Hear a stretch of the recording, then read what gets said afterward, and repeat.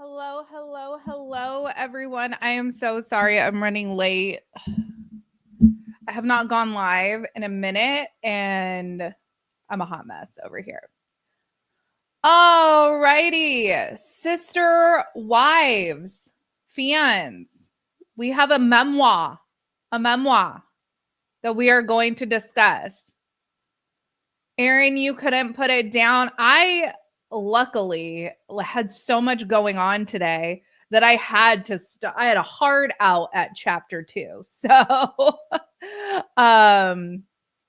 that was, I guess, lucky for me, but I heard it gets a lot juicier. I know that I've heard some other creators that are covering, oh my gosh, my hair extensions. When you have fake hair, you guys, it like doesn't always cooperate. But I heard some other people that have been covering the book.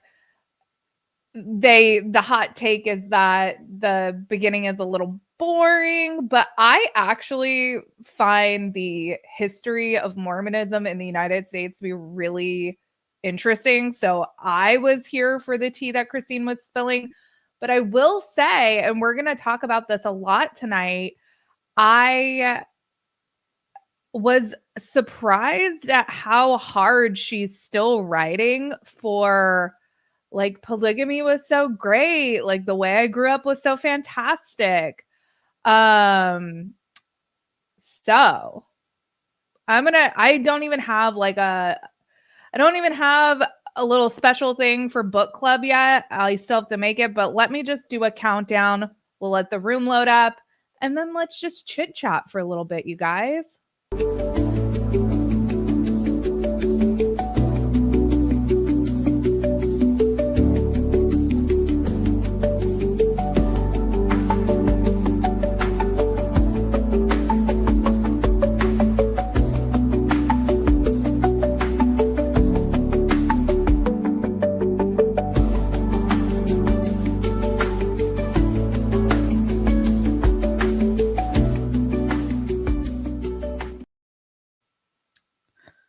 Okay. So how is everyone consuming the book? I see people saying that you guys are loving the audiobook. Some people trekked out to good old Barnes and Noble and got it early. I think I was the last stop on my Amazon driver's route yesterday because this came at about 6 p.m.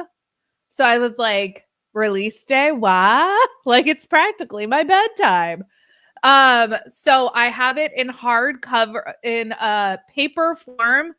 Should AI take over and, I can't log on to technology, I got the hardcover. I have the audiobook, and then I also purchased it via Kindle so I could grab screenshots for when I do videos. So I'm covered. And you're welcome, Christine. So a lot of people are saying that they love the audio version. It is really nice when the author is reading their own words. That's how I also bought the book and listened to the audio version of Sherry Frankie's book, and she narrates her book, so that it lends another layer to the story when you're like having them tell it to you. All right. Yeah, just in case you're ever somewhere with no tech, it's good to have the hard copies to fall back on. I learned the hard way a couple years ago. My like credit card expired for my Apple like account, and it was a hurricane. Our power went out, or our internet went out. Something. I was trying to access our movies that we have in our Apple TV, and I couldn't because our my credit card was expired. And I was like, how dare you? So I got all that fixed. But yeah, nothing beats a paper copy.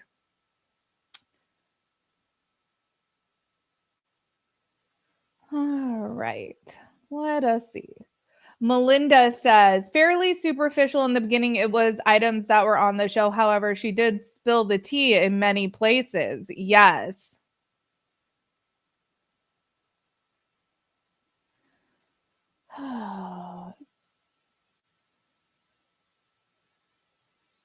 I know a lot of people were saying that they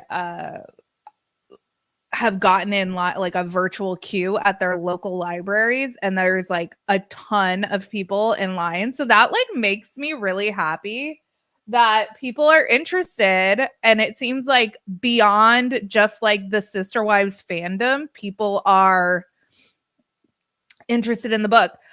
I wanted to talk to you guys about the Sarah Fraser interview that Christine did to promote the book, because I found it interesting.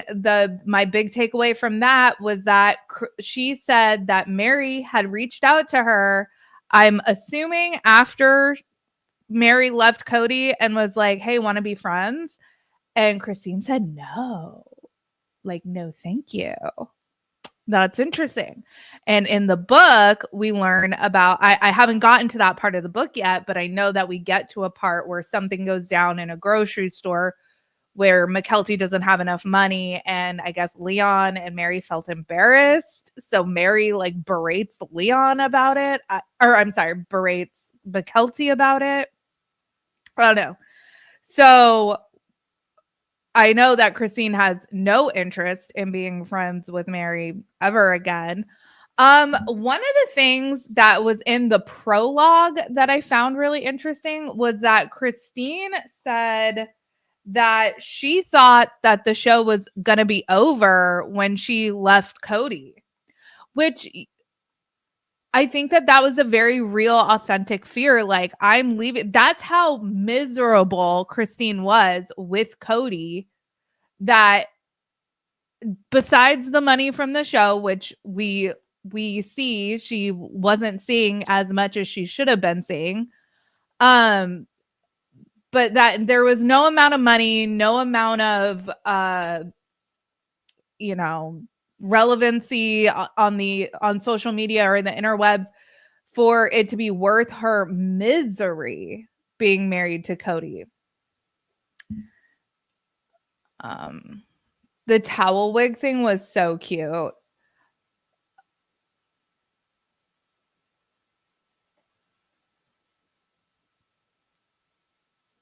Let's see. Do we think this is the last season, especially since we know Cody did special ops and also this book and any possible NDAs?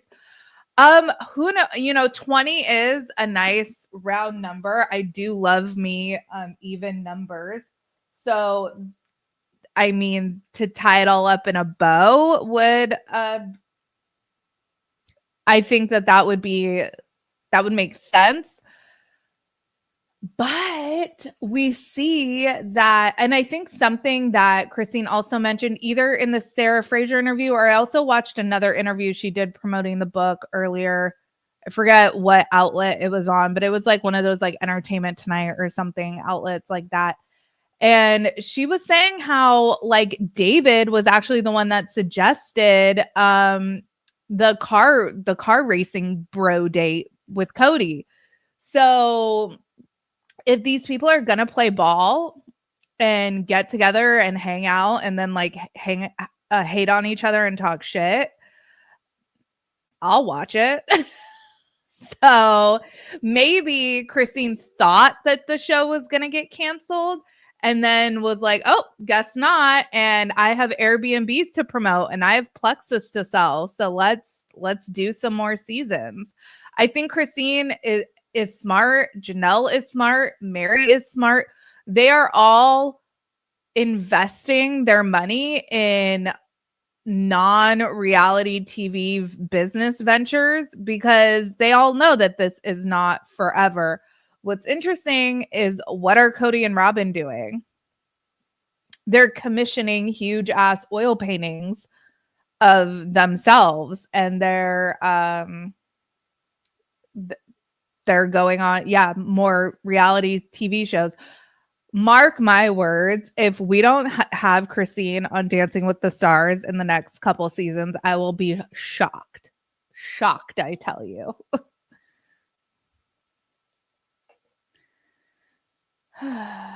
I do not believe she left Cody and was without having her future secured. That was David. Good for her. Oh, okay. That's fair, Becky. That is fair. A lot of people think that Christine met David, knew him at least, don't know how serious it was, but that was definitely in the works even before she left Flagstaff. So I don't know.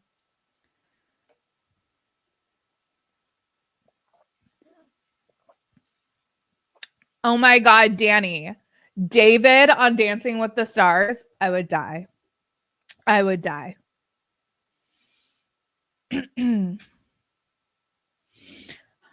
That would be so awesome. I would definitely start watching again. This season of Dancing with the Stars, I'm going to be watching because 2 of the gals from Secret Lives of Mormon Wives are going to be on there, Whitney and Jen. And so I'm really excited. But there is so much like talent this season that there's the guy from Pentatonics. I think he's going to do really well. Who knows about Dylan Efron? But who else? Oh, Jordan, the Olympian, the gymnast, Jordan I could be butchering her last name, but she's going to do so well. Like she's probably going to win. But I am excited for Dancing with the Stars. I love Dancing with the Stars.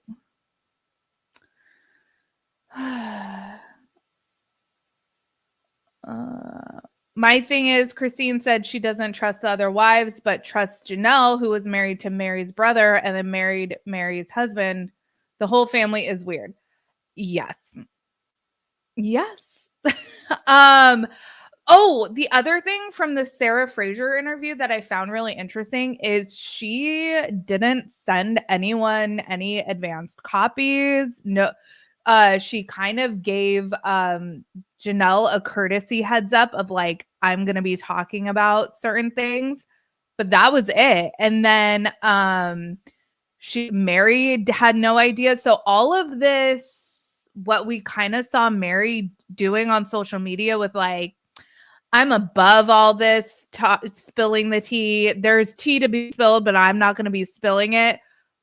Those videos that Mary was doing, like right before Christine's book launch, I think Mary was just hedging her bets, like didn't know what Christine was going to say about her in the book. And granted, I've only gotten to chapter 2, so I haven't gotten to the Mary of it all.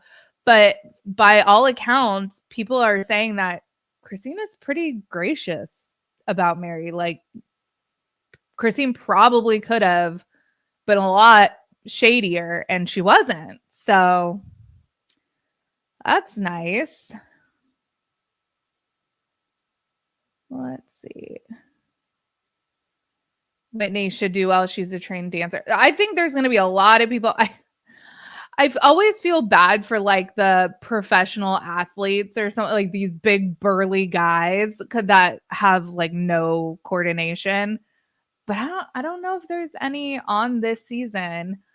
Corey Feldman, that'll be interesting. So we'll see. We'll see.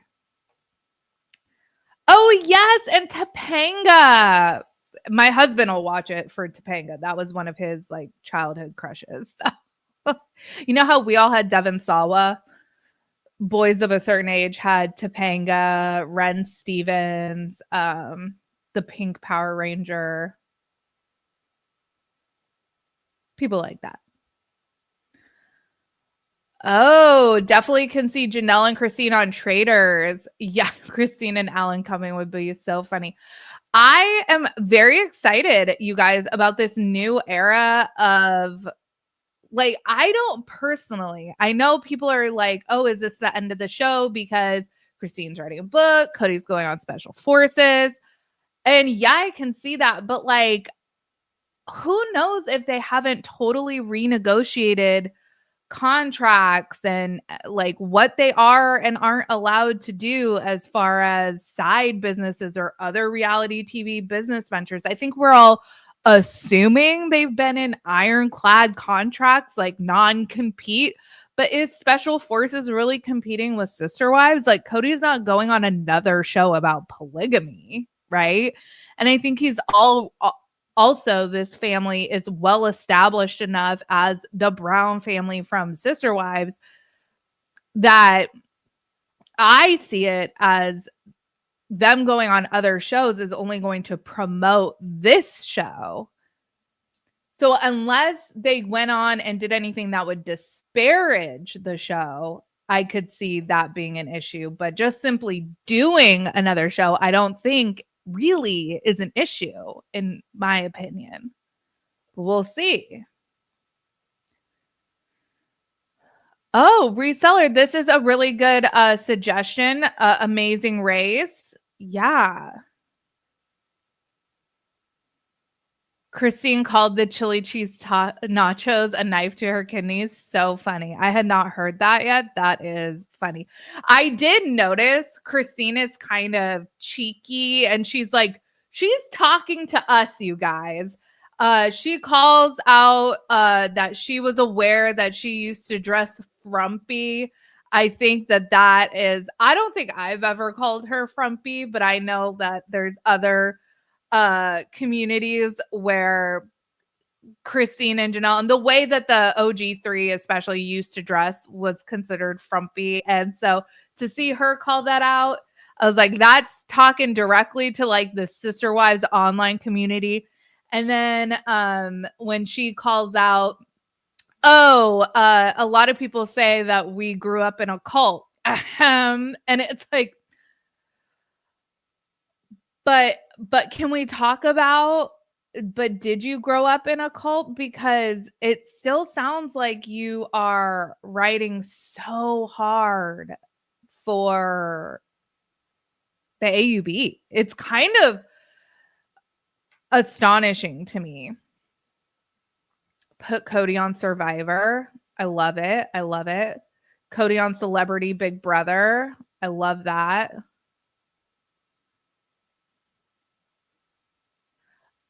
Caroline from Traitors Survivor did an interview saying that CBS told her not to do Traitors because they said she wouldn't get invited back for Survivor. But then Cirie did both shows. Interesting. And then I know Boston Rob went on Traitors, and he recently said, because my parents, like, I grew up, we were big watchers of Survivor. I know that Boston Rob had said that he was asked to do season 50. I think season 50 of Survivor is going to be like bringing back a bunch of like fan favorites, but that he said no because he's done it a whole bunch of times. So.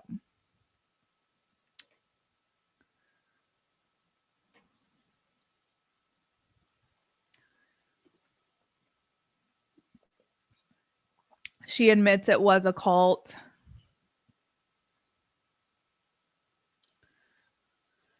She sounds guilty that she brought her kids up in a cult. I can't imagine the kind of like therapy. Like, I think Christine gets therapy, and I think a lot of I think of the amount of therapy that would be needed to process like what you inflicted on your children, because really Christine was the cycle repeating itself, right? Like, she perpetrated onto her kids what was done to her. So, but again, reasons are not justification. So it wasn't like, while we understand it, it didn't make it right to raise kids in this environment. But what I can't really square is Christine seems completely willing to sit there and say the way she raised her kids was not right. But for base, and correct me if I'm wrong, you guys, I'd love to hear your thoughts. What I'm reading in chapters 1 and 2 is she's not willing to say that the way she was raised wasn't right. That's kind of weird to me. Because, you know, I've had conversations with Melanie from Notes to Self 444, and she's the daughter of the current AUB prophet. So in terms of like polygamy royalty, she'd be kind of up there with Christine right now, right? Like she is, like Melanie is like polygamy royalty right now. And Melanie has an ability to call out toxicity even from within her own family members and still not condemn those family members. Like she'll still say, I love my dad, or love, you know, X, Y, and Z family member, but like all of this wasn't right. And the things that were happening in this group wasn't right. But Christine, like some of the stuff she said in these first 2 chapters was like, I grew up in a cocoon of love, or like my life was so great, so easy. And then it's like I went to public school, and then like the outside world tried to tear my family apart. And it wasn't, I know that she's going to get there in the book where like she talks about some of the problematic things that people in the AUB have done. But in as far as like her immediate circle in the AUB, everything was great. Like everyone was, it was pure bliss. And this essentially is like a great point. I'm glad she felt loved as a child. If she did in fact feel loved as a child, I hope that this isn't like a coping mechanism, or that she's afraid of like retribution of some way. Like she did say that she had sent the book ahead of time to 2 of her sisters, one who lives polygamy, so I'm assuming is part of the AUB, and one who doesn't. And the reason why is she wanted to make sure she wasn't like gonna get backlash from her family. So hold on.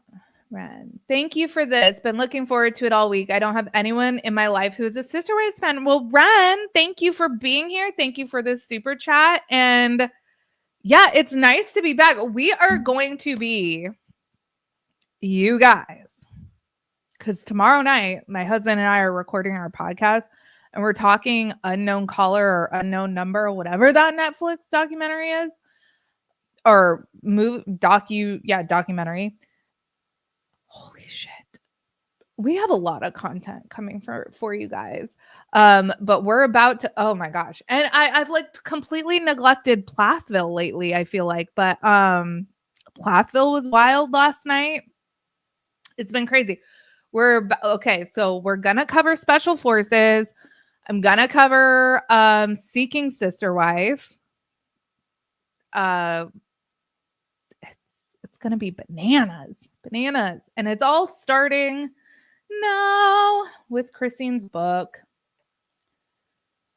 Rewriting history, says Shelby. Her brain's just giving her a warm, fuzzy, cozy blanket. And, you know, I am no mental health person. I'm no therapist, but I am mentally ill. So I can, you know, give that aspect of it. It makes sense. I've heard that, you know, our brains do amazing things to protect us from scary things. So yeah, I wouldn't be surprised if she has either blocked stuff out or just has decided, you know what, even though I'm writing a book, I'm not gonna like put all that out there because it doesn't serve her mental health to do so. I can understand that. I'm not even going to hate on that. But I will say, like, reading these first 2 chapters, I did not feel like Christine was 100% emotionally and intellectually honest.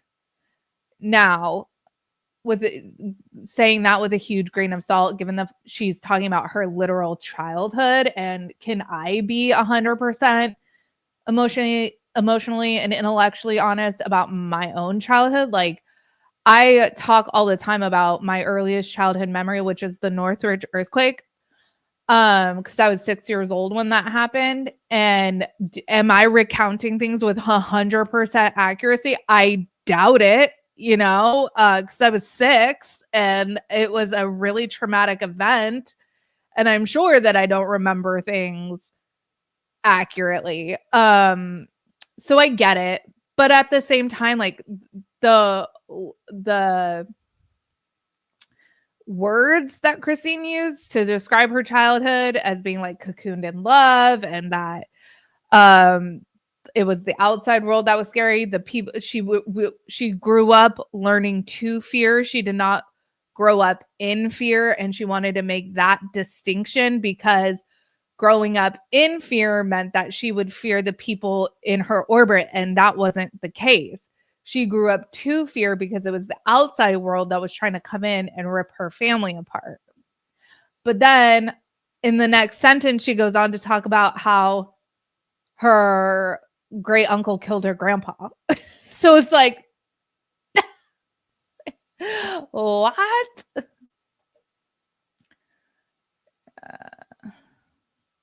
Many people have rose-colored glasses when it comes to childhood memories. Yeah. It's hard to say your childhood was bad if you had two parents that loved you. Carrie, this is an excellent point.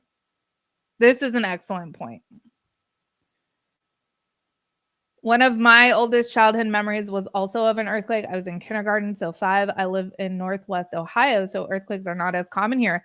That would be crazy. So I'm from Los Angeles, so we live, my house, literally, my childhood home is on the San Andreas Fault. So like the Northridge earthquake like tore my neighborhood apart. With that being said, when I was I was 23, I moved to New York in 2011, and there was an earthquake in Virginia, which is like so uncommon, and it got felt in New York. And people in New York are really skittish when it comes to like what was that type of thing because of like 9/11 and stuff. So I remember coming out of the subway and everyone's looking up, and I was in Union Square. I was going to work, and I was like, why is everyone staring at the sky? Like, what is going on? And it was because there was an earthquake. It's crazy. All right. I'm going to chit chat for about 5 more minutes, you guys. I think next week we'll go a little bit longer. I'll have a more of a structure to like kind of nuts and bolts. I just kind of wanted to get on and say hello, hi, how are you to everyone. In a cult, you are often trained to fear the outside and see your experience as better than it is because you, the cult member, are chosen better, exalted. Ren, this is an excellent point. Netflix has a doc on Christine's grandfather. There's been a couple, and then also there's YouTube. Oh my god, my hair is so crazy. There's been some YouTube content creators that have interviewed former AUB members. Melanie from Notes to Self has been on Cults to Consciousness, which I love her. I'm blanking on her name, but I love her channel. John DeLynn from Is It Mormon Stories podcast. I watch a lot of his content. It's really good. I like Jordan and McKay, which I think they just renamed their channel to like Virtue or something like that. Lots of good content creators. Yeah, both of Christine's grandfathers were church leaders. So she literally hails from like the royal family of polygamy. There's on Netflix, there's I don't know if it's on Netflix or if there's on Hulu, there's Daughters of the Prophet. Then there's also I'll have to make like a community post on YouTube with all of these because there's been a bunch that have featured the AUB.